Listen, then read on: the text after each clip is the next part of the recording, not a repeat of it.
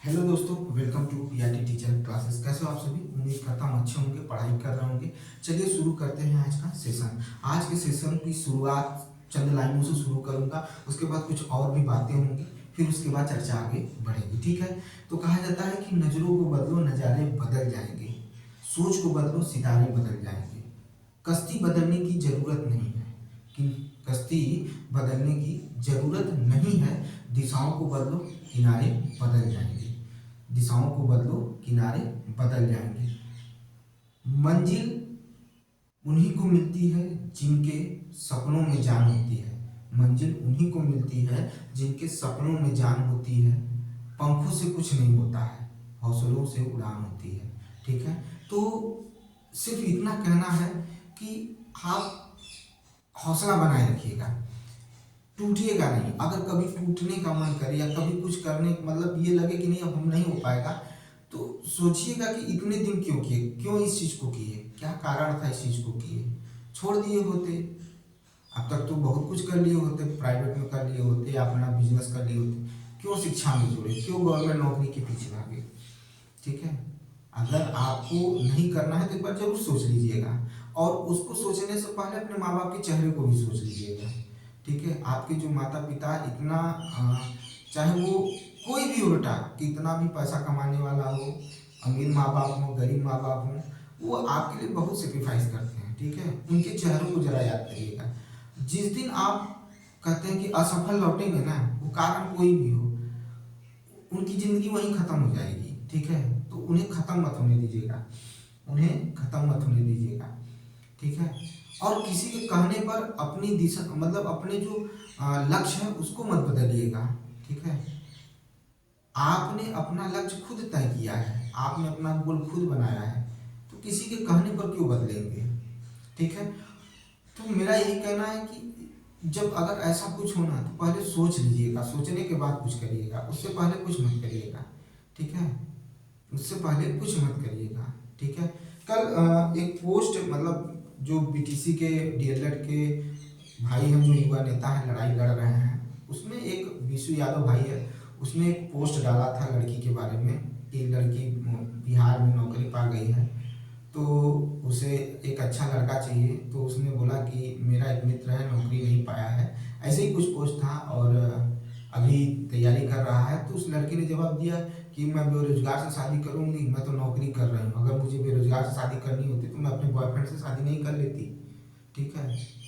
तो लड़कों को खास तौर से सोचने की ज़रूरत है कि हम कहाँ जा रहे हैं, हम किसके पीछे, हम जिसके लिए मतलब जिसको सोचते हैं कि इसको हम मतलब, एक लड़का जो होता है एक गरीब घर की लड़की को, पढ़ी लिखी नहीं है तो भी उससे शादी कर लेता है, लेकिन एक लड़की का सोच, या ऐसे ही हम हर लड़की को नहीं कह रहे हैं, लेकिन इनकी सोच देख लीजिए।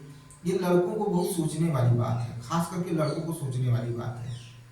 एक संत जी, महंत जी हैं, उनका भी वीडियो काफ़ी चर्चा में रहता है, रील आता है उनका।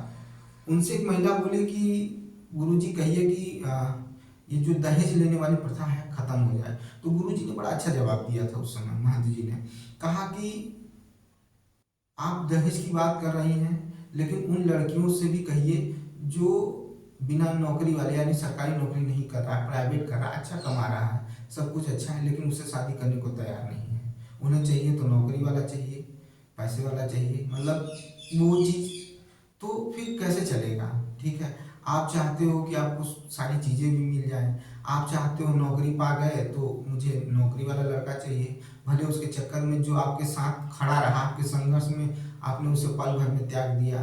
ठीक है? या चाहे जो मतलब कोई लड़की अभी नौकरी नहीं कर रही, लेकिन अगर उसको सरकारी नौकरी वाला लड़का मिल गया तो वो उसके साथ हो लेती हैं। ठीक है? ये मैं किसी की शिकायत नहीं बात कर रहा हूँ, लेकिन लड़कों को सोचने की बात है, इस चीज़ पर जरूर अथवा करिएगा। मैं शिकायत करने नहीं आया हूँ, मैं ये कहने आ रहा हूँ, कि ये जो देश है ना, हमारा देश संस्कार और कल्चर का देश है। ठीक है? यहाँ संस्कृति बसती है। ठीक है? यहाँ पर लोग प्रेम पर मर जाते हैं। ठीक है? लेकिन अब जो स्थिति बन रही है ना, वो बहुत अच्छी नहीं बन रही है। ये बहुत दयनीय स्थिति है, बहुत खराब स्थिति है। ठीक है? किसी को विश्वास में लेकर उसको फिर धोखा दे देना, आप कहाँ जाओगे, कहाँ भरोगे? ठीक है? ये चीज़ सोचो आप जरा। ठीक है? और लड़कों को खासकर सोचने की ज़रूरत है। भाई मेरे, बंधु मेरे, ठीक है, शादी का फैसला बहुत सोच समझ के लीजिएगा, पहली चीज़। दूसरी चीज़ कि ऐसी विचारधारा है तो मैं तो कह रहा हूँ भाई, सीधी बात, कड़वी बात है, हो सकता है बुरा भी लग जाए तो कोई बात नहीं, आप जो भी है चले जाइएगा, अनसब्सक्राइब कर दीजिएगा मुझे। लेकिन बड़ी सोचने की बात है, क्योंकि ये शिकायत हर जगह से मिल रही है, ठीक है, हर जगह से ये चीज़ें सुनने को मिल रही हैं। तो भाई दहेज तो लीजिएगा, साफ कह रहा हूँ, ठीक है। आपके संघर्ष के समय कोई आपका हाथ नहीं थामना चाहता है। कोई लड़की या लड़की के बाप घर वाले आकर सामने से कहे, नहीं बेटा ये बहुत मेहनत कर रहा है, ये संघर्ष कर रहा है, इसका साथ दो और इसके साथ चलो, जीवन में ये भी सफल हो जाएगा, तुम भी सफल हो जाओगे, इसका साथ दो। या कोई ऐसा बेरोजगार लड़का या कोई प्राइवेट नौकरी कर रहा है, उससे ढंग की लड़कियां नहीं मिल रही हैं या शादी नहीं करनी चाहती हैं, तो नौकरी पा गए भाई, अकेले संघर्ष किए हो, एक कमरे में बंद होकर पढ़े हो, रोए हो अपने लिए, ठीक है, दोस्त यार सबको त्याग दिए, परिवार त्याग दिए, इलाहाबाद में जाकर अपनी ज़िंदगी बर्बाद कर दिए। 4-4 साल 55 साल से पढ़ाई कर रहे हो, कभी दाना खा के रह जा रहे हो, कभी दाल रोटी खा के रह जा रहे हो, कभी खिचड़ी खा के रह जा रहे हो, ठीक है, कभी दूसरे की शादी में जाकर अनजान बन के खाना खा ले रहे हो, ठीक है। जितने आपने कष्ट सहा है, उस कष्ट के बाद भी आपको अगर ये सब चीज़ मिले तो बेकार है, ऐसे लोगों के साथ रहना बेकार है। और लड़कियों से कहना है कि मैंने हाथ जोड़ के कह रहा हूँ, ऐसी स्थिति मत लाइए कि हमें बहुत गलत करना पड़ जाए या हमें ये सोचने पर मजबूर कर दिया जाए कि भाई जो जितना दब रहा उसको उतना दबा दो, ठीक है। मजबूर मत करिए हम लोगों को। ये जो मेरे भाई हैं सभी, हम लोगों का सोच यही रहता है, हम लोग एक अनपढ़ गरीब नौकरी न करने वाली लड़की से शादी कर लेते हैं, ठीक है, लेकिन आप लोगों का सोच, चाहे आप नौकरी में हो चाहे ना हो, आप लोगों की सोच बहुत ऊपर जा रही है, ठीक है, बहुत ऊपर जा रही है, जिसका कोई स्तर नहीं है, ठीक है। तो भाई क्यों न लें, आप जरा सोचिए, उस चीज़ को सोचिए। जो लड़का, अब एक छोटा सा उदाहरण देता हूँ। वो टीचर हो गए हैं, समझ, शादी में देखते होंगे वेटर का काम करने वाला, पानी पिलाने वाला, भोजन परोसने वाला, वो बीटीसी किए हुए थे, टीचर हो गए। जब ये स्थिति थी ना, वो झूठ बोल के रहते थे, मतलब जो उनकी गर्लफ्रेंड थी उससे झूठ बोल के कि नहीं मैं पढ़ाई करता हूँ और ये सब चीज़ें नहीं। अचानक से मुलाकात हो गई एक शादी में, और देखने के बाद लड़की ने उन्हें इनकार कर दिया, छोड़ गई, ठीक है। और रिलेशनशिप बहुत बड़ा था, बहुत ज़्यादा दिन का रिलेशनशिप था, लगभग 4-5 साल का रिलेशन था। और उसके बाद वो टीचर हो गए, गवर्नमेंट टीचर हो गए।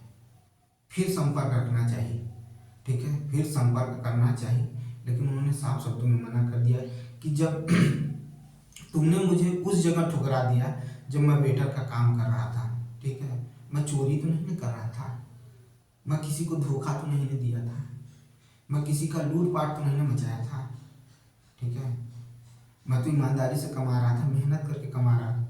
तुम्हें तो खुश होना चाहिए कि जो मेरा जीवन साथी होने वाला है वो इतना मेहनत कर रहा है, ठीक है। तुम्हारे अंदर तो करुणा आ जाना चाहिए था, लेकिन तुम्हारे अंदर मेरे खिलाफ नफरत आ गई है, तुमने मुझे छोटा समझ लिया। और ये जो हम लोग करते हैं ना, ये सिर्फ इसलिए करते हैं कि हमारे माँ बाप पर बर्डन न पड़े। हमारे माँ बाप जो भी भेजते हैं 2000-4000, चाहे प्रयागराज हो चाहे दिल्ली हो, उसमें थोड़ा सा और कंट्रीब्यूशन होने के लिए हम लोग ये सब कर लेते हैं, ठीक है, ताकि हमें कुछ पैसा मिल जाए तो कुछ और भी काम हो जाए। तो तुमने मुझे ठुकरा दिया, आज मेरी स्थिति अच्छी हो गई, तो वो जो संघर्ष था ना, उस संघर्ष को देखने वाले मेरे माँ बाप थे, मेरे भाई बहन थे, इवन मेरे दोस्त भी मेरे साथ खड़े थे। लेकिन जब तुम्हें खड़ा होना हुआ तो तुमने तो हाथ छुड़ा लिया। आज किस मुंह से आकर मुझसे कह रही हो कि शादी करोगे? तो भाई बंधु मेरे, कभी भी बहुत सोच समझ के चलिए। आज का जीवन, आज के लोग बहुत मतलबी हैं, साफ शब्दों में सुन लीजिए, यही है। प्यार व्यार कुछ नहीं होता है, ठीक है, ये सब धोखा है, ठीक है। जैसे उनको मौका मिलेगा सब निकल लेंगे और आपको छोड़ जाएंगे। वो चाहे अब इस चीज़ पर चाहे लड़का हो चाहे लड़की, सबके लिए कह रहा हूँ, बहुत सोच समझ के चलिए, अपने जीवन को बहुत सोच समझ के चलाइए, ठीक है।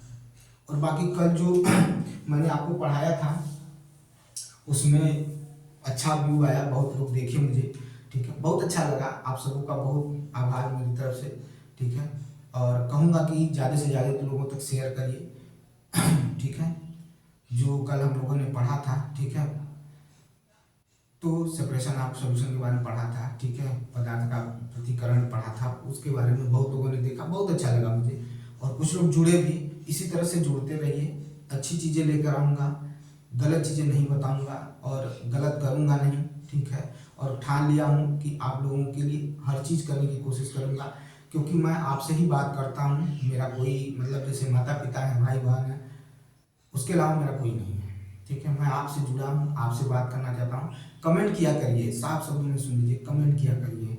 अगर मेरी कहीं पर भी कमी मिले तो कमेंट करके बताया करिए कि सर यहाँ गलती हो रही है, ठीक है, मैं उसे सुधारने की कोशिश करूँगा। और आप कहीं परिस्थिति में फंसे हैं, अगर कोई कष्ट है, कोई दुख है, तो आप मैसेज कर दीजिएगा, मुझे मैसेज कर दीजिएगा। मैं आपसे पर्सनली व्हाट्सएप पे बात करूँगा, नंबर दूंगा आपको, व्हाट्सएप बात करूँगा, सोल्यूशन दूंगा, ठीक है।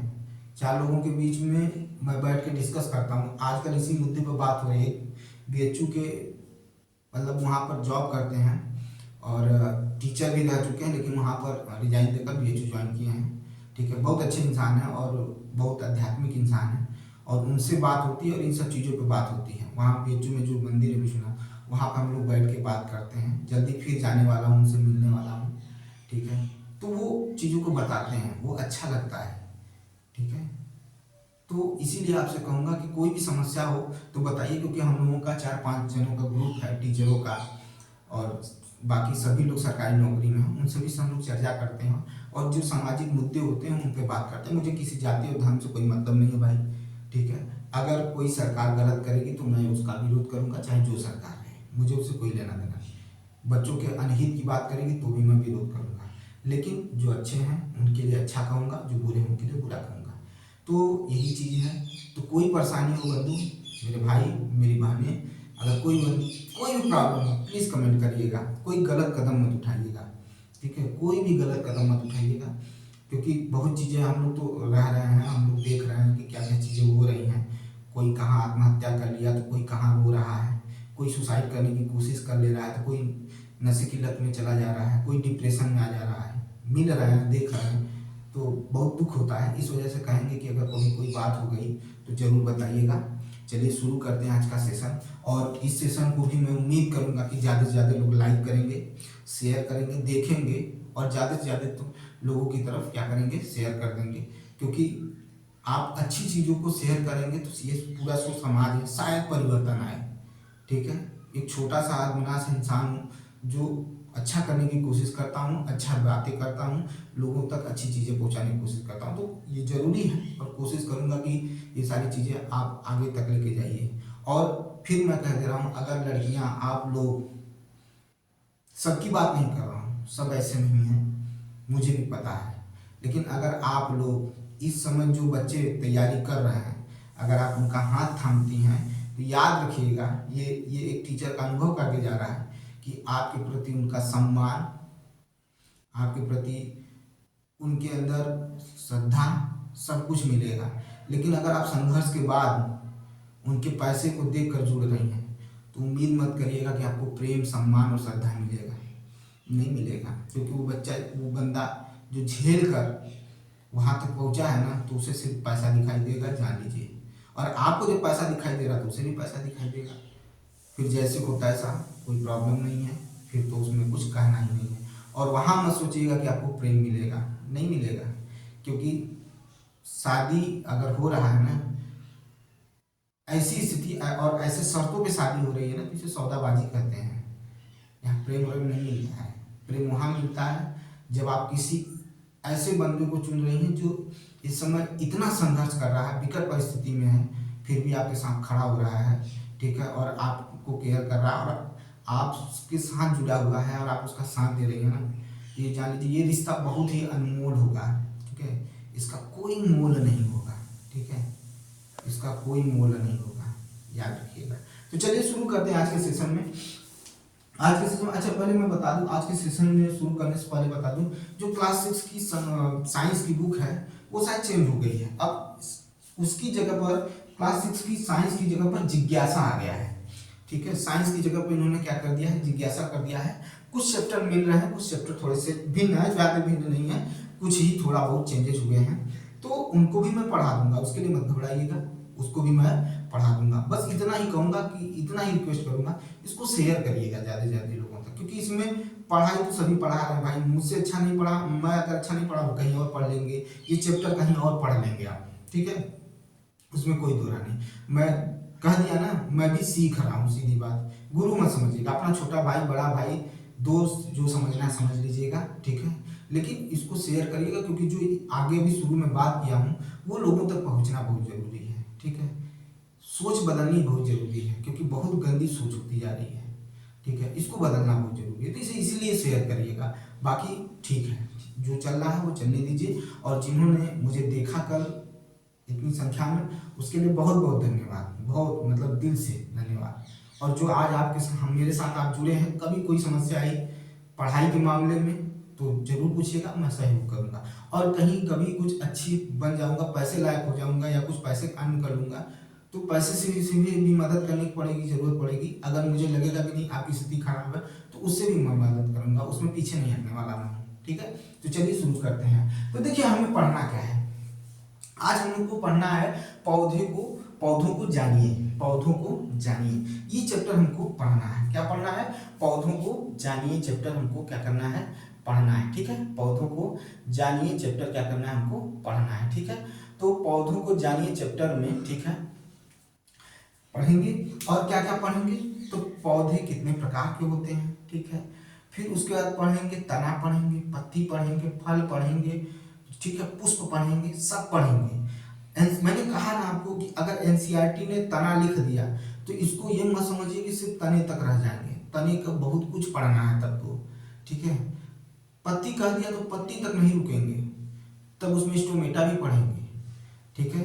गैसों का किस तरह से विनिमय होता है वो भी पढ़ेंगे, ठीक है। समझ में आई बात? जड़ कह दिया तो जड़ किस तरह के होते हैं, कितने प्रकार के होते हैं, ये भी पढ़ेंगे, ठीक है। पुष्प में कितने भाग होते हैं, 4 भाग होते हैं, ये भी पढ़ेंगे, ठीक है। क्योंकि उसने नाम ले लिया है तो आपको पढ़ना पड़ेगा, क्योंकि क्वेश्चन अंदर से ये नहीं सोचिएगा कि लाइन टू लाइन आ जाएगा। मैं लाइन टू लाइन नहीं पढ़ा, बहुत से चैनलों में देखा किसी का नाम ले लूंगा, लाइन टू लाइन पढ़ा है, उसके अलावा डिटेल कुछ नहीं दिया है। नहीं, डिटेल चाहिए हमको, पूरी विस्तृत जानकारी चाहिए, ऐसी जानकारी दे दी जाए ताकि आपका क्वेश्चन एग्जामिनर बनाने से पहले ही आपके दिमाग में बैठा है कि क्वेश्चन यही आएगा भाई, ठीक है। आप वहां तक पहुंच जाइए, ये मेरा कहना है। और इसी पर हम क्या करेंगे, चैप्टर को शुरू करेंगे। तो पौधों को जानिए, गेटिंग टू नो प्लांट, ठीक है, गेटिंग टू नो प्लांट। देखिए पौधों को जानिए,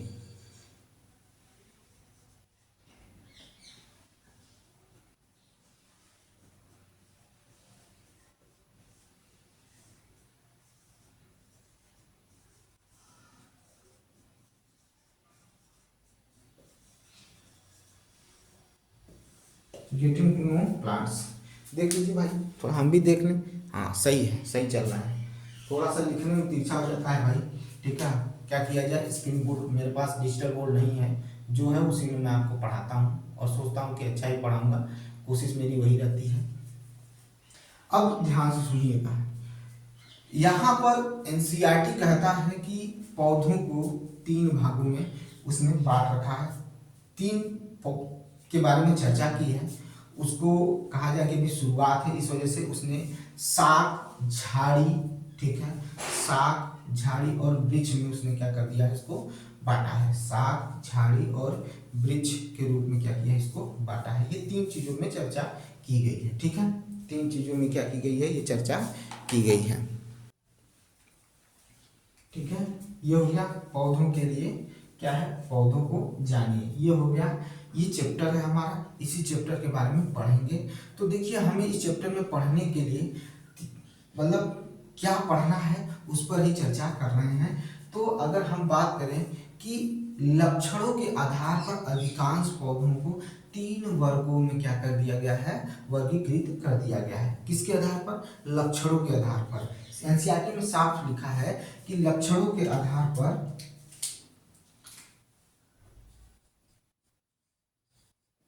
लक्षणों के आधार पर, ठीक है, लक्षणों के आधार पर पौधों को 3 भागों में विभाजित किया गया है। पौधों को 3 भागों में विभाजित किया गया है।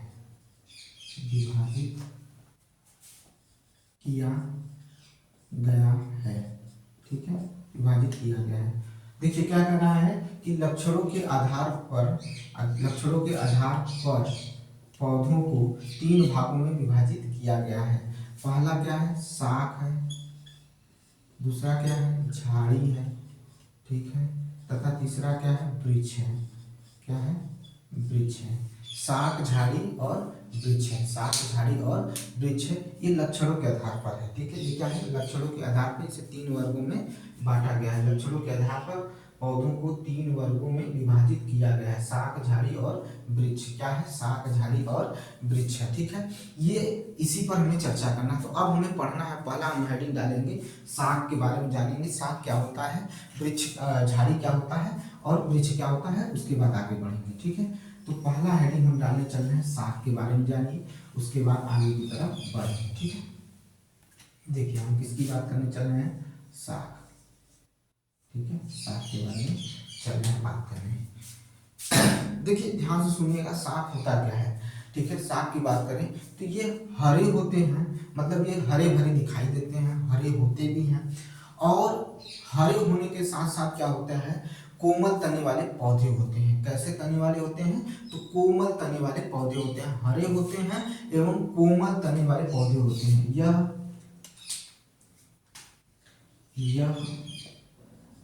हरे होते हैं, यह हरे व कोमल तने वाले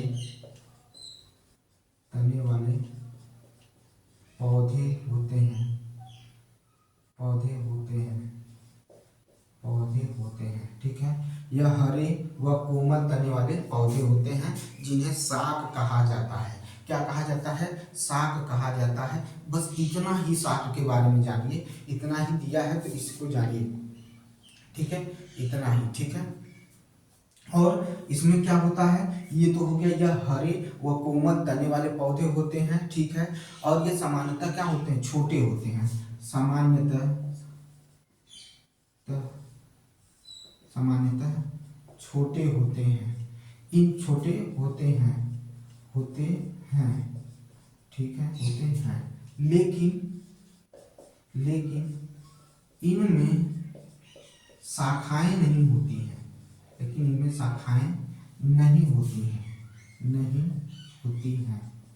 शाखाएं नहीं होती हैं। फिर से, सामान्यतः छोटे होते हैं लेकिन इनमें शाखाएं नहीं होती हैं। ये जो होते हैं हरे होते हैं और कोमल तने वाले होते हैं। अगर इनको पकड़कर रगड़ दीजिए ना तो ये क्या हो जाते हैं, तुरंत क्या हो जाते हैं, मतलब कहते हैं कि टुकड़ों में पड़ जाएंगे, ठीक है। और हाथ में क्या हो जाएगा, आपके पानी की तरह ये लग जाएंगे। क्या होंगे, पानी की तरह लग जाएंगे, ठीक है, ठीक है। समझ में आया कि नहीं आया। ये हो गया आपका, किसके बारे में बता दिया, शाख के बारे में। अब झाड़ी के बारे में आपको बता देते हैं, झाड़ी क्या होती है। झाड़ी के बारे में आप सुन लीजिए, तब उसके बाद चर्चा करते हैं, ठीक है। झाड़ी,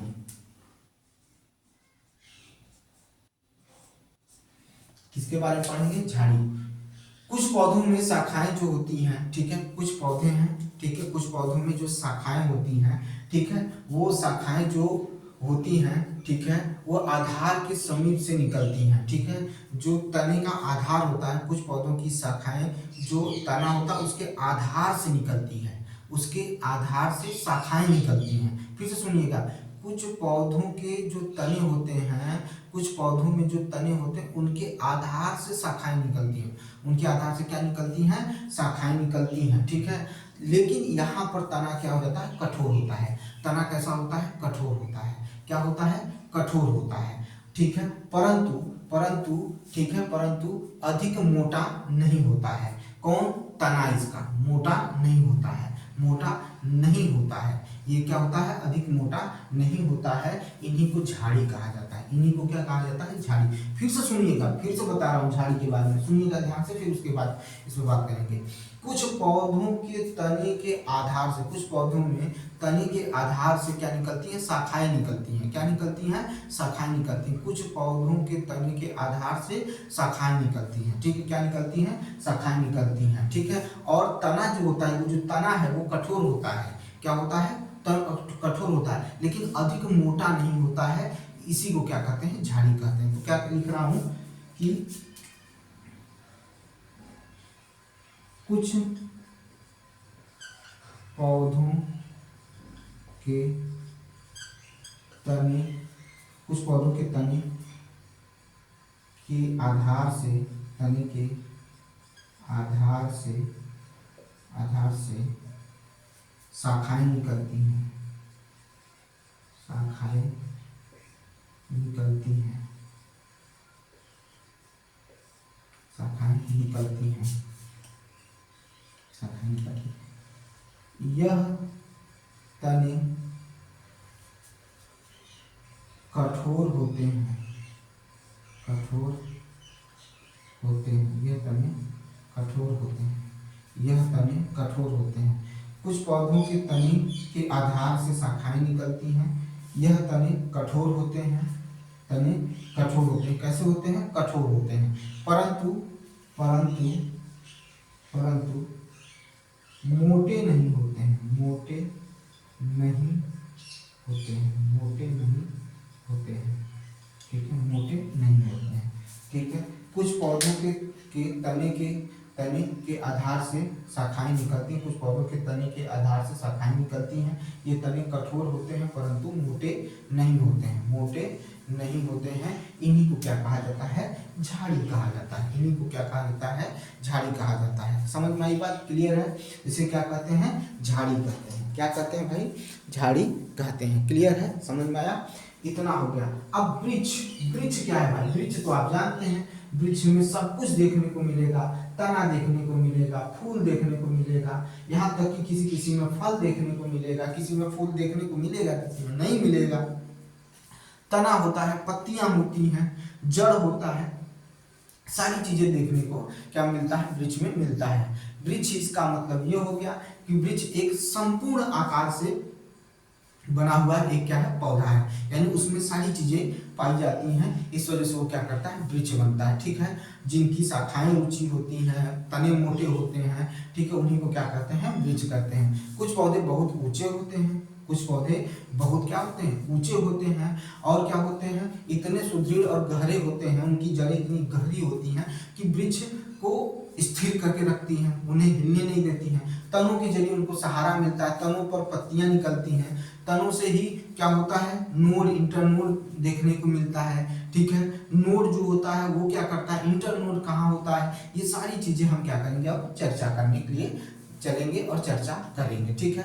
तो कहा जाता है कि इस तरह से हमको क्या करना है, पढ़ना है। अब देखिए कुछ चीजें और बाकी हैं जिनके बारे में जान लीजिए, और उसको जानना बहुत जरूरी है, ठीक है, उसको जानना बहुत जरूरी है, ठीक है। तो चलिए जानते हैं, पहले समझते हैं, फिर उसके बाद आगे की क्या करते हैं, चर्चा करते हैं, ठीक है।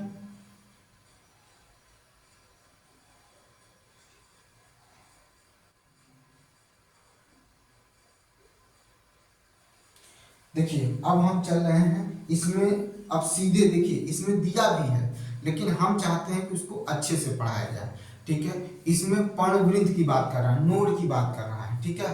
हम नोड के साथ साथ इंटरनोड भी बताएंगे आपको, ठीक है। तो उसको जानने की कोशिश करते हैं, ठीक है। अब जैसे साग है, अगर हम एक इसमें दिया हुआ है, बुक में दिया था कि एक साग का पौधा है, ठीक है, उसको उसमें क्या करें, पानी में नीली स्याही या लाल स्याही डालकर उस साग में डाल, तो वो क्या होगा, उसको भी क्या कर लेगा, अपने अंदर अवशोषित कर लेगा, ठीक है, उसका कलर चेंज हो जाएगा, ठीक है। तो इसका मतलब होगा कि क्या होता है, तने के जरिए उसमें क्या पहुंच जाता है, वो जल जो है पहुंच जाता है, और क्या होता है, उसका रंगीन दिखाई देना पड़ता है, ठीक है। ये थोड़ा सा सिंपल सी चीजें थी इसमें, लेकिन हमें पर्णवृंत के बारे में जानना है कि पर्णवृंत क्या होता है। तो पत्ती का वह भाग जिसके द्वारा वह तने से जुड़ी होती है, उसी को पर्णवृंत कहते हैं, उसी को नोड भी कहा जाता है। तो अब हम चल रहे हैं, तने के बारे में पढ़ेंगे पहले, फिर उसके बाद पत्ती के बारे में पढ़ेंगे, ठीक है। तने के बारे में, फिर पत्ती के बारे में, सब एकदम डिटेल से जानेंगे, ठीक है। तो डालिए, पहला हेडिंग डालने चल रहे हैं आपका तना, ठीक है। क्या डालने चल रहे हैं, तना, ठीक है। क्या डालने चल रहे हैं? तना। तने के बारे में हम पहली हेडिंग डालेंगे, तना और तने के बारे में पढ़ेंगे, ठीक है। तने के बारे में पढ़ेंगे, तना, ठीक है। तने में दो चीजें पाई जाती हैं, एक नोड और एक इंटर नोड पाया जाता है। एक नोड पाया जाता है और एक इंटर नोड पाया जाता है, ठीक है। तो कह सकते हैं कि तने में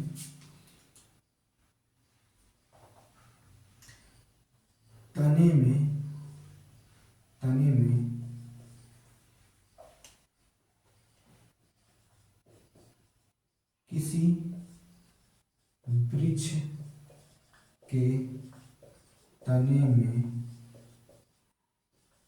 नोड व इंटरनोड दोनों पाया जाता है। नोड व इंटरनोड पाया जाता है। नोड की बात कर लेते हैं, इंटरनोड की बात कर लेते हैं।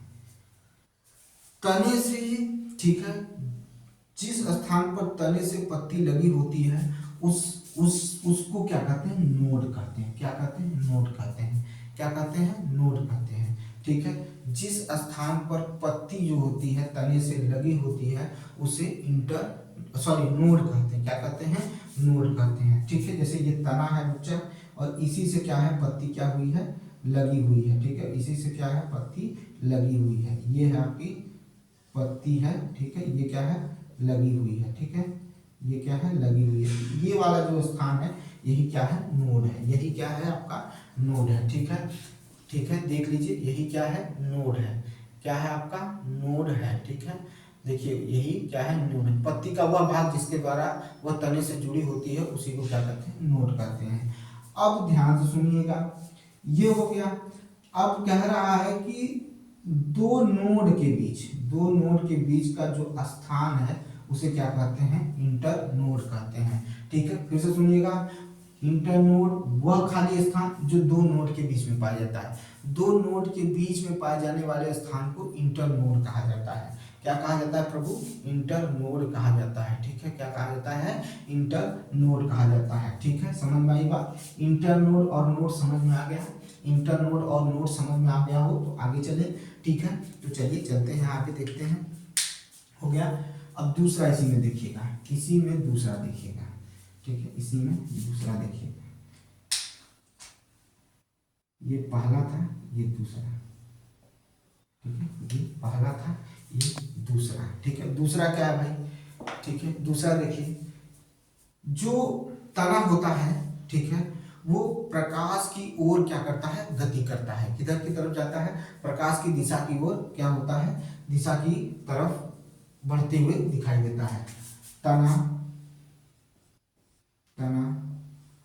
प्रकाश की दिशा की ओर बढ़ता है, दिशा की ओर बढ़ता है। प्रकाश की दिशा की ओर, तना प्रकाश की दिशा की ओर बढ़ता है, ठीक है। क्या कहते हैं? तना प्रकाश की ओर, दिशा की ओर बढ़ता है, यानी प्रकाशानुवर्तन होता है। इसी को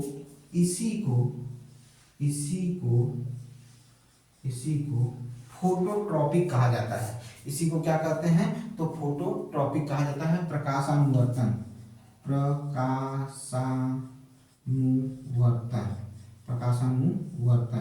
ठीक है। प्रकाशानुवर्तन यानी फोटोट्रॉपिज्म, फोटोट्रॉपिक कहा जाता है। क्या कहा जाता है? फोटोट्रॉपिक कहा जाता है, ठीक है। यानी इसका मतलब ये हुआ कि तना पॉजिटिव फोटोट्रॉपिज्म होता है, निगेटिव जो होता है वो जियोट्रॉपिज्म होता है। निगेटिव क्या होता है? जियोट्रॉपिज्म होता है। पॉजिटिव फोटोट्रॉपिज्म का मतलब होता है ये फोटोसिंथेसिस करता है और प्रकाश की तरफ बढ़ता है, इसलिए इसे पॉजिटिव फोटोट्रॉपिज्म कहेंगे। और जमीन यानी धरती से विपरीत दिशा में, धरती के अंदर नहीं जाता, धरती के ऊपर उठता है, इसलिए इसे पॉजिटिव फोटोट्रॉपिज्म कहा जाता है, ठीक है। पौधे का मुख्य भाग, ठीक है, पौधे के जो मुख्य भाग होते हैं जैसे पत्तियां हो गई, फल हो गया, फूल हो गया, ठीक है, समझ में आई बात। शाखाएं जो हो गई इसी से जुड़ी रहती हैं, इसी से क्या होती हैं, जुड़ी रहती हैं। ये तो लिखाने की जरूरत नहीं है, ये लिखाने की जरूरत नहीं है, ठीक है। और क्या करता है, तना, तना पौधे को, पौधे, तना पौधे को, पौधे को, ठीक है, स्थिरता, स्थिरता, स्थिरता तथा ताकत प्रदान करता है, ताकत प्रदान करता है,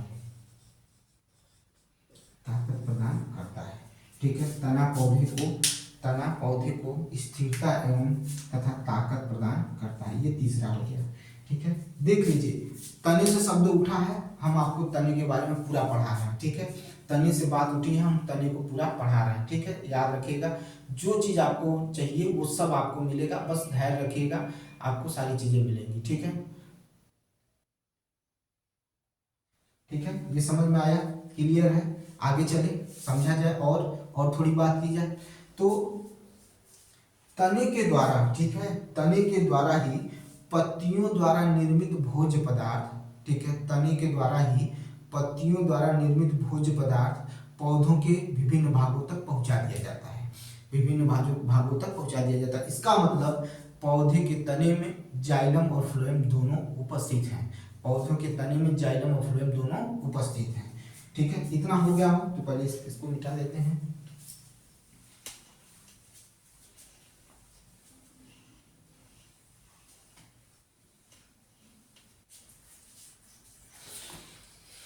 देखिए क्या 3 लिखे थे ना, चौथा लिख लीजिए, चौथा यहाँ देखिए, इसको मिटा देते हैं, तो नाम जान ही गए, ऊपर लिखेंगे तो ठीक रहेगा, थोड़ा सा जगह मिलेगा हमको। तने के बारे में पढ़ना है, तना, इसको बीच में लिखते हैं।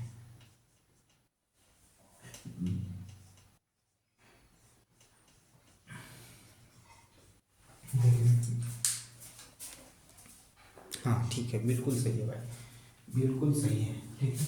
कौन सा पढ़ रहे थे, चौथा पढ़ रहे थे। क्या बोला,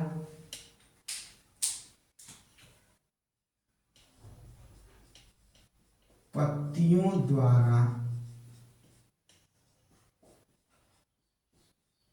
निर्मित भोजन,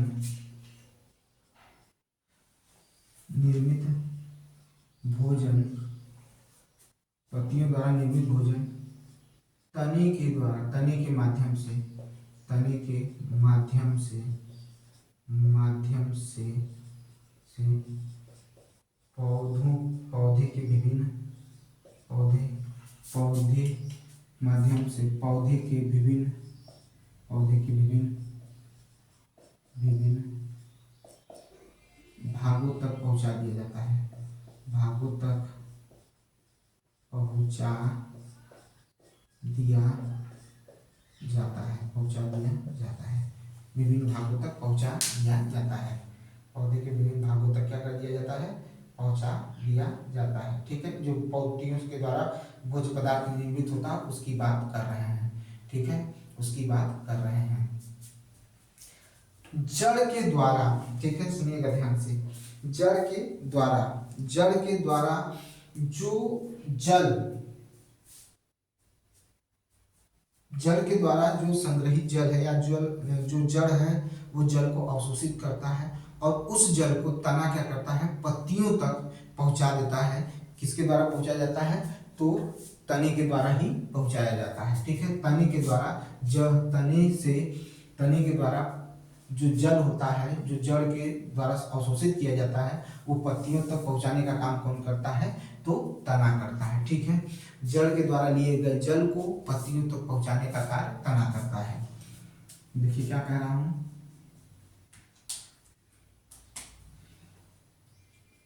जड़ के द्वारा, जड़ के द्वारा, जड़ के द्वारा अवशोषित जल,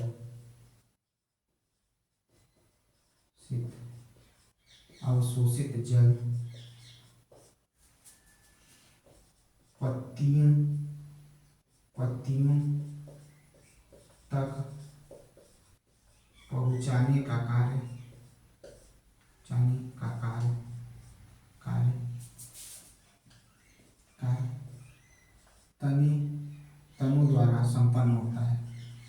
द्वारा संपन्न होता है, संपन्न होता है। ठीक है, तनु द्वारा क्या होता है, संपन्न होता है। ठीक है, क्लियर है।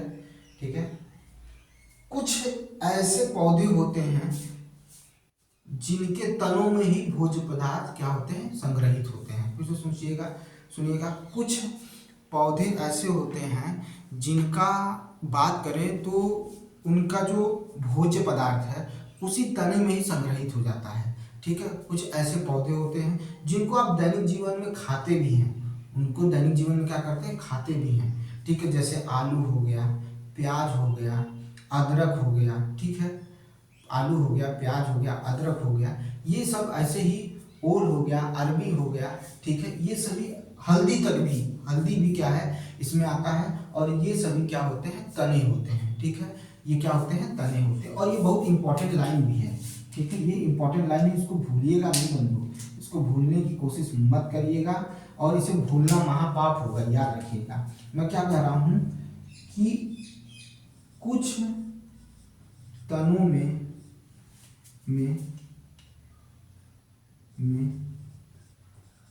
पौधे का, कुछ तनों में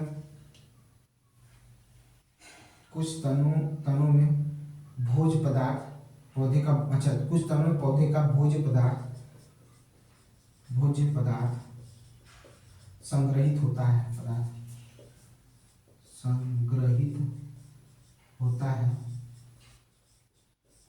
संग्रहित होता है, जैसे इसे काले से लिखते हैं, ब्लैक से, आलू, प्याज, हल्दी, ओल तथा अरबी।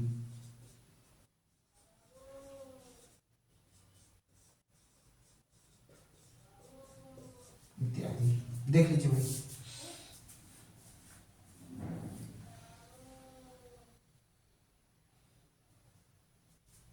ठीक है, ये हो गया।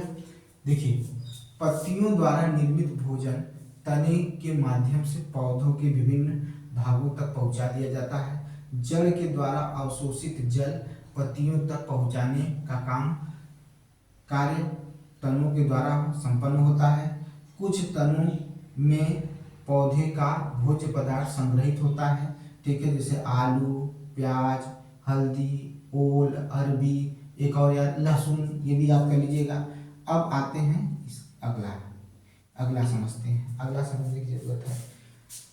कुछ तने जो होते हैं, ध्यान से सुनिएगा क्या कह रहा हूं, कुछ तने जो होते हैं वो पत्तियों के रूप में परिवर्तित हो जाते हैं। कुछ तने ऐसे होते हैं जो पत्तियों के रूप में परिवर्तित हो जाते हैं, जैसे नागफनी। ठीक है, नागफनी जो होता है उसका जो तना होता है वो पत्तियों के रूप में परिवर्तित हो जाते हैं। कुछ तने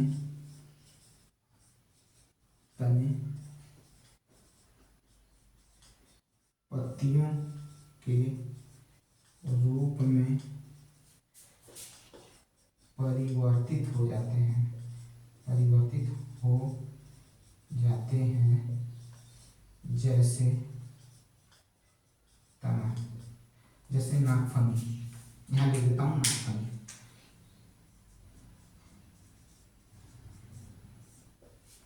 देखिए, थोड़ा सा लिखते समय जब लिखने के धुन में रहता तो कुछ शब्द, मेरे यही कमी है मेरे में कि कुछ शब्द छूट जाते हैं, तो थोड़ा सा उस पर मैं इसीलिए दोबारा पढ़ भी देता हूँ, ताकि आपकी मतलब अगर हो रहा है तो थोड़ा एडजस्ट करिएगा। ठीक है, हो जाता है क्योंकि भाई मेरे पास टीचर बोल नहीं है, मैं इसी को पढ़ा रहा हूँ। अभी आगे देखते हैं क्या होगा। तो ये होगा, तो कुछ तने पत्तियों के रूप में परिवर्तित हो जाते हैं, जैसे नागफनी। ठीक है, और कुछ तने ऐसे होते हैं जो कांटों के रूप में परिवर्तित हो जाते हैं। कुछ तने ऐसे होते हैं जो कांटों के रूप में परिवर्तित हो जाते हैं। तो जो कांटों के रूप में परिवर्तित होते हैं, कौन कौन से होते हैं? बैर खाए हैं, ठीक है, बबूल देखे हैं, ठीक है, देखे हैं कि नहीं देखे हैं? ठीक है, बैर हो गया, बबूल हो गया, नींबू हो गया, यहाँ देखे कि नहीं देखे हैं? तो वो क्या होते हैं, तो कुछ तने कांटों के रूप में परिवर्तित हो जाते हैं। इतना हो गया। अब आगे चलते हैं। पहले दिखाई दे रहा है कि नहीं आपको, देख लो। चलिए, बखूबी दिखाई दे रहा है, कोई दिक्कत नहीं है।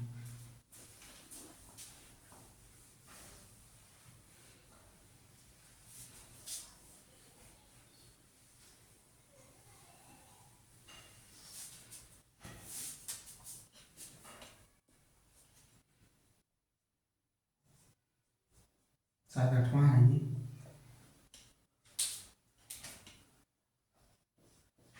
कुछ तने कांटों के रूप में बदल जाते हैं,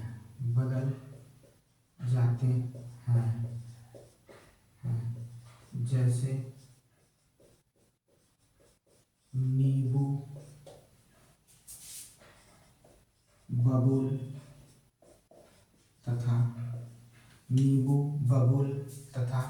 एक और बताइए भाई, अभी बताए थे नींबू, बबूल तथा बताइए कौन क्या बताया था अभी, बताइए भाई। ठीक है, बेल भी हो जाता है। चलिए इतना ही, इत्यादि। ठीक है, ये हो गया। ठीक है, ये हो गया आपका। इस चीज को ध्यान रखिएगा, यहाँ पर आपका क्या हुआ, तना क्या हुआ, खत्म हुआ।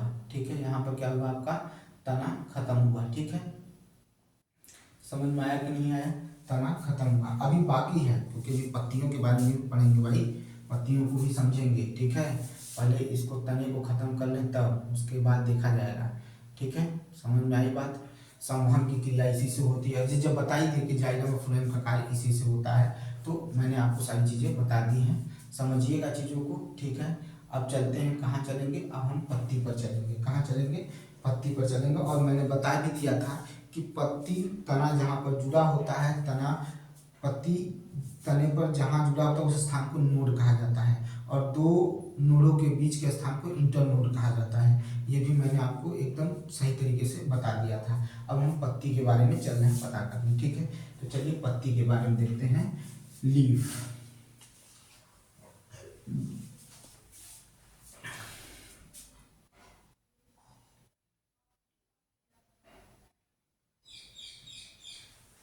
ठीक है, किसके बारे में चल रहे हैं पता करने, पत्ती के बारे में। ठीक है, लीफ के बारे में चलना है, पढ़ने हम लोग देख लें। हाँ सही है भाई, पत्ती, लीफ। ठीक है, चलिए जानकारी लेते हैं, पहले जानकारी लेते हैं।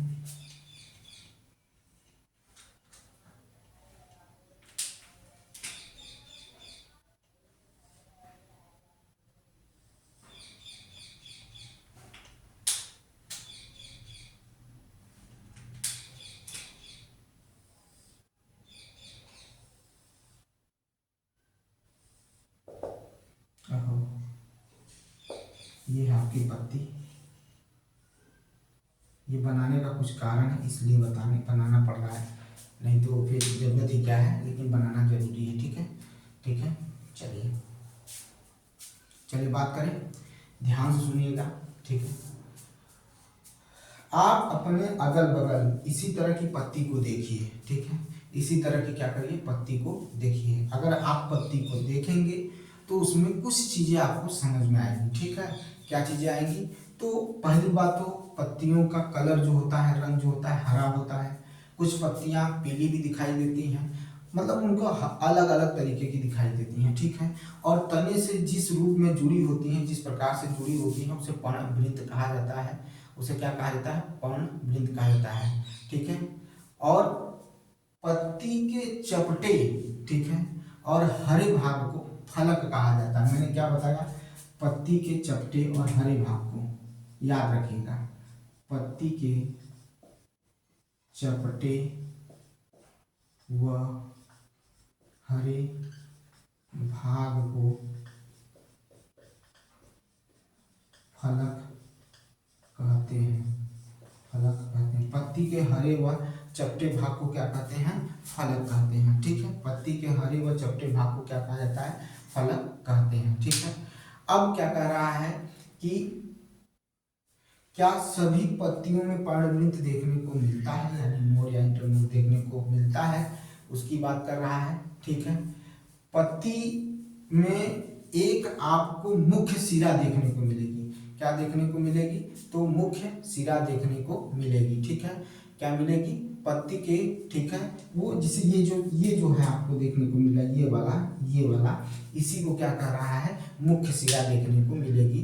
ठीक है, पत्ती के मध्य में होती है। ठीक है, एक मोटी, ठीक है, सिरा दिखाई देती है जिसे मध्य सिरा भी कहा जाता है। यह क्या है, एक मध्य सिरा है या मुख्य सिरा भी हम लोग कहते हैं, मध्य सिरा है। ये क्या है, ये मध्य सिरा है। ये क्या है, मध्य सिरा है। ठीक है, ठीक है, समझ में आया कि नहीं आया। और पत्तियों पर, ठीक है, पत्तियों पर सिराओं द्वारा बनाए गए डिजाइन को सिरा विन्यास कहते हैं। पत्तियों पर सिराओं द्वारा बनाए गए डिजाइन को सिरा विन्यास कहते हैं। तो पत्तियों पर सिरा द्वारा बनाए गए डिजाइन को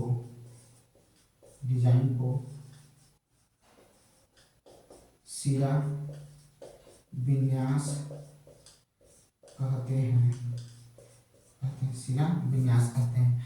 पत्तियों के द्वारा, पत्तियों पर सिरा, पत्तियों, देखिए लिखे ना, पत्ती सिरा, देखिए यही गड़बड़ होगा।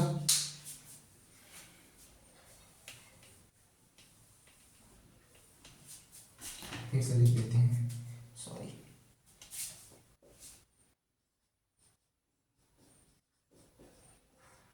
पत्तियों पर सिरा द्वारा बनाए गए डिजाइन को सिरा विन्यास कहते हैं, सिरा विन्यास कहते हैं, सिरा विन्यास कहते हैं। पत्तियों पर सिरा द्वारा बनाए गए डिजाइन को क्या कहते हैं, सिरा विन्यास कहा जाता है। क्या कहा जाता है, सिरा विन्यास कहा जाता है। ठीक है, डिजाइन को क्या कहते हैं, सिरा विन्यास कहते हैं। ठीक है, यदि यह डिजाइन मध्य सिरा के दोनों ओर हो, मध्य सिरा के दोनों ओर हो तो इसे जाल सिरा भी कहा जाता है। क्या कहा जाता है, जाल सिरा भी कहा जाता है। ठीक है, क्या कहा जाता है, जाल सिरा कहा जाता है। ठीक है, सिरा विन्यास जालिका, ठीक है, सिरा विन्यास जालिका भी कहलाता है। यानी ये दोनों तरफ जो जाल बन रहा है इसी को क्या कहते हैं, सिरा विन्यास जालिका कहते हैं। क्या कहते हैं, सिरा विन्यास जालिका कहते हैं। ये तो रहा एनसीईआरटी की शब्द, ये क्या है, एनसीईआरटी के शब्द हैं। ठीक है, क्या होता है, एनसीईआरटी के शब्द हैं। ठीक है, समझ में आई बात। अब एक चीज और जान लीजिए, एक चीज और जान लीजिए जिसको जानना जरूरी है। ठीक है, कह रहा है कि पत्तियों में यह सिराएं, ठीक है, पत्तियों में यह सिराएं एक दूसरे के समांतर होती हैं। ठीक है, अगर ये पत्तियों में ये सिराएं जो होती हैं वो एक दूसरे के समांतर होती हैं, और जब ऐसा सिरा विन्यास देखने को मिले, ऐसा सिरा विन्यास देखने को मिले तो समांतर सिरा विन्यास कहलाता है। ठीक है, पत्तियों में जो सिराएं होती हैं अगर ये समांतर देखने को मिले तो ऐसे सिरा विन्यास को क्या कहते हैं, समांतर सिरा विन्यास कहते हैं। क्या कहते हैं, समांतर सिरा विन्यास कहते हैं। ठीक है, हम लिख दे रहे हैं कि जब पत्तियों में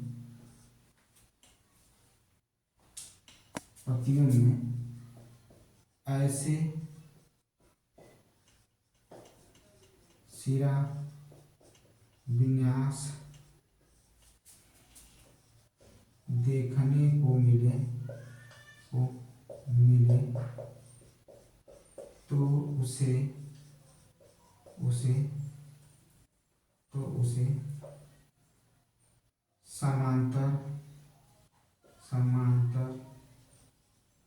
सिरा विन्यास देखने को मिले तो उसे समांतर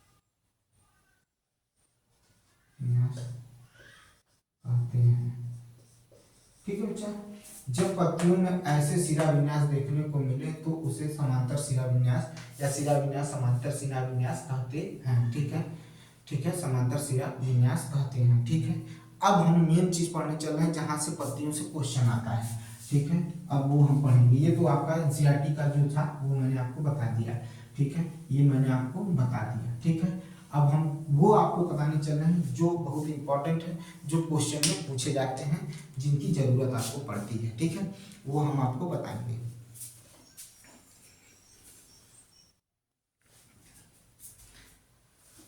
पत्तियों के किनारों पर या उसके पत्तियों की सतह पर, पत्तियों के किनारों पर या पत्तियों की सतह पर छोटे छोटे सूक्ष्म छिद्र पाए जाते हैं। छोटे छोटे क्या पाए जाते हैं, सूक्ष्म छिद्र पाए जाते हैं जिन्हें रंध्र कहा जाता है। रंध्र कहा जाता है। इसी को स्टोमाटा कहते हैं। क्या कहते हैं? स्टोमाटा कहते हैं। तो क्या कह रहा हूँ, ध्यान से सुनिएगा, पहला बनाने चल रहा हूँ कि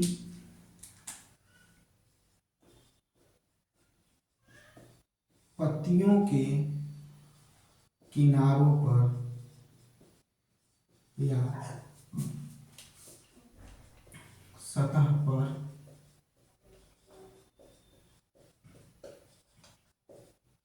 छोटे छोटे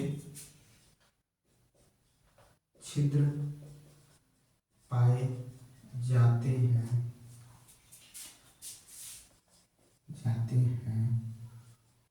जिन्हें रंध्र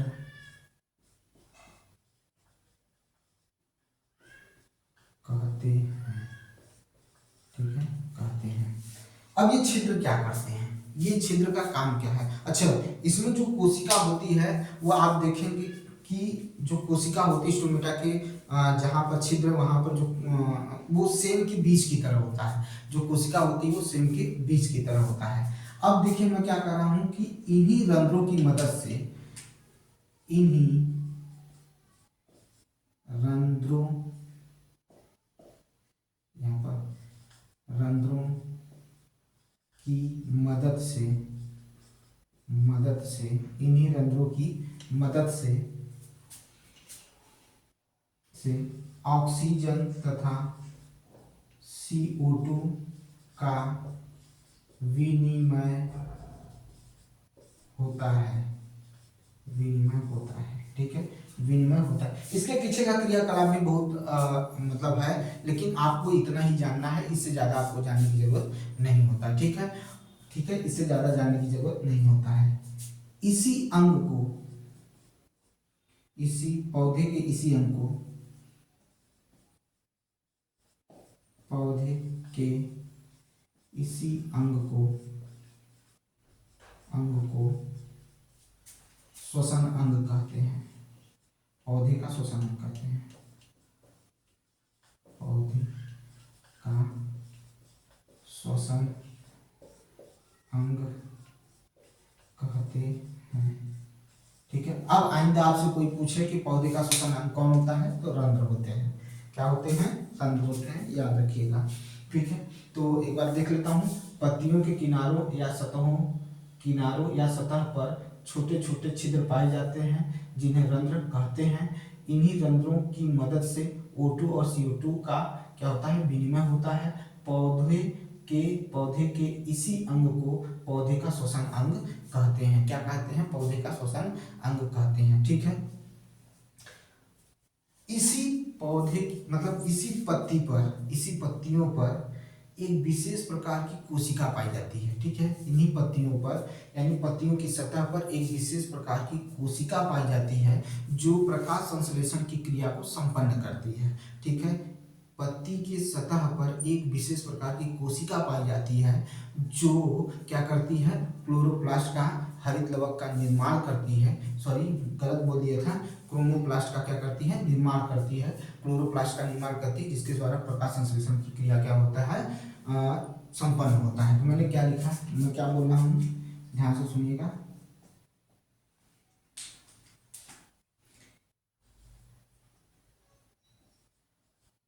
पत्तियों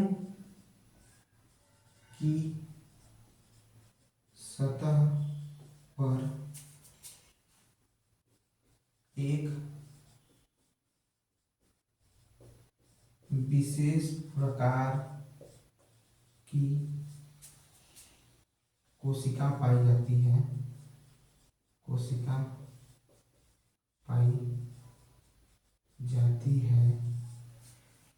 पत्तियों की सतह पर एक विशेष प्रकार की कोशिका पाई जाती है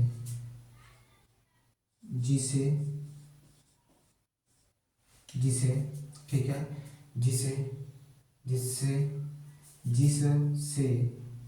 जिससे हरित लवक यानी क्लोरोप्लास्ट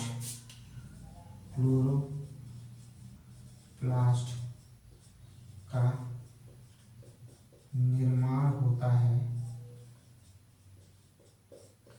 जिससे क्लोरोप्लास्ट का क्या होता है, निर्माण होता है, जिनके द्वारा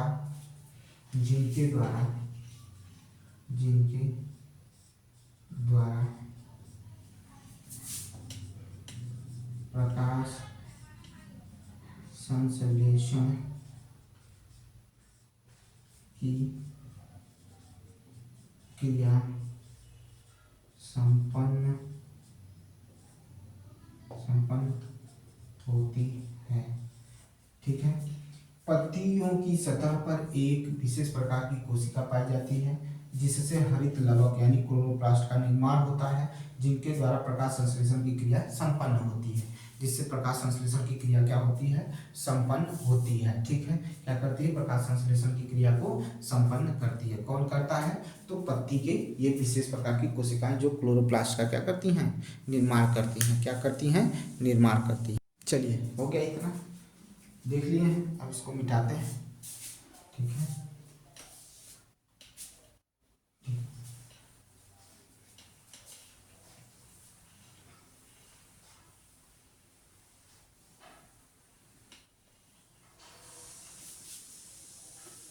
चौथा, ठीक है। अभी हमें ये बहुत अभी काफी चीजें हैं। इन्हीं पत्तियों पर जब प्रकाश, सूर्य के प्रकाश यानी सूर्य की रोशनी जब पड़ती है तो भाई जैसे जैसे दिन मतलब दिन होगा वैसे वैसे प्रकाश क्या होगा, रोशनी जो होगी बढ़ेगी, और जब रोशनी बढ़ेगी तो पत्तियों का तापमान बढ़ेगा, और जब तापमान बढ़ेगा तो इन्हीं रंध्रों से क्या होगा, जो जल होगा उसका क्या होगा, वाष्पोत्सर्जन होगा। ठीक है। यानी जल बाहर निकलेंगे, और जब जल बाहर निकलेंगे तो पौधे का तापमान इन्हीं के द्वारा क्या होता है, नियंत्रित किया जाता है। इसी जल के द्वारा क्या किया जाता है, पौधे के तापमान को नियंत्रित किया जाता है। क्या किया जाता है, नियंत्रित किया जाता है। ठीक है। समझ में आई बात, फिर से सुनिए। जब सूर्य का प्रकाश जब इन्हीं पत्तियों को पड़ता है तो पत्तियों के जो ये रंध्र होते हैं इन्हीं से वाष्प उत्सर्जन होता है। ठीक है। जल का क्या होता है, बाहर निकलने की क्रिया शुरू हो जाती है।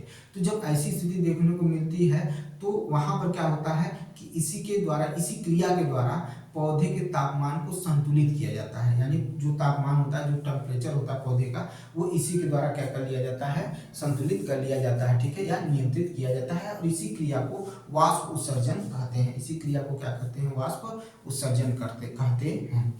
क्या लिख रहा हूं कि जब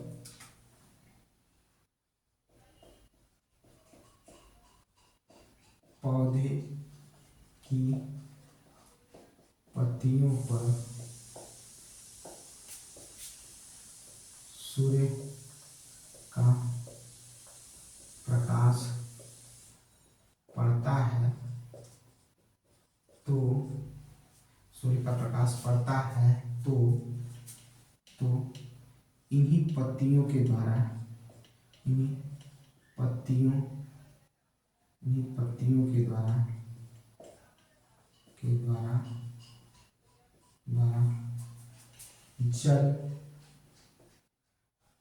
जल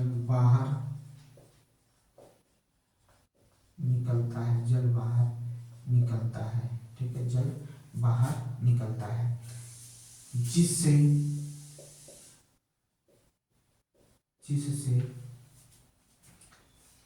पौधे का तापमान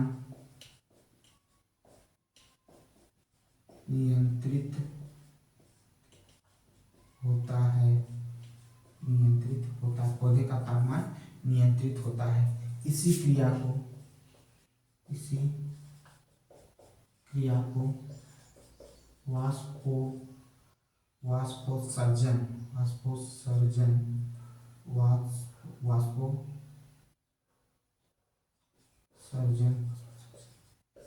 वाष्पोत्सर्जन, ठीक है, क्या कहा जाता है, वाष्प उत्सर्जन। ठीक है।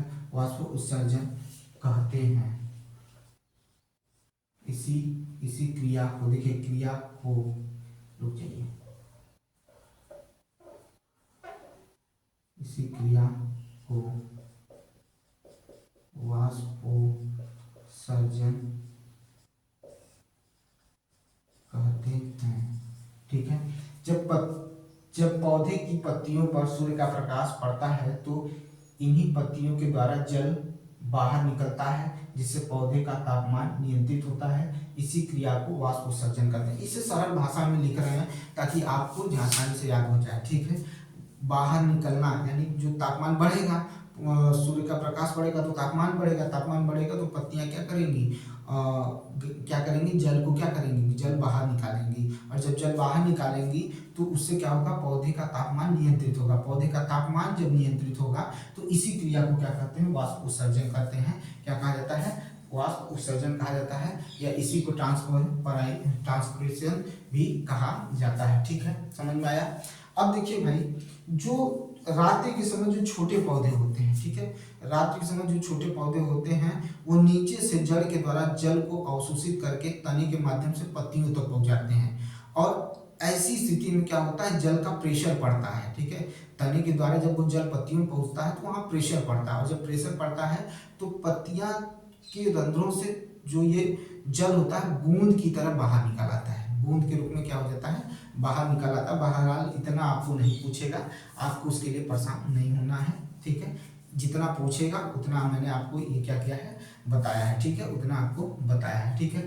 अब समय ज़्यादा हो गया है, अभी 3-4 पॉइंट इसमें भी बाकी है, उसको हम आपको कल बता देंगे। इतना जो बताए हैं इसको जरूर पढ़िएगा।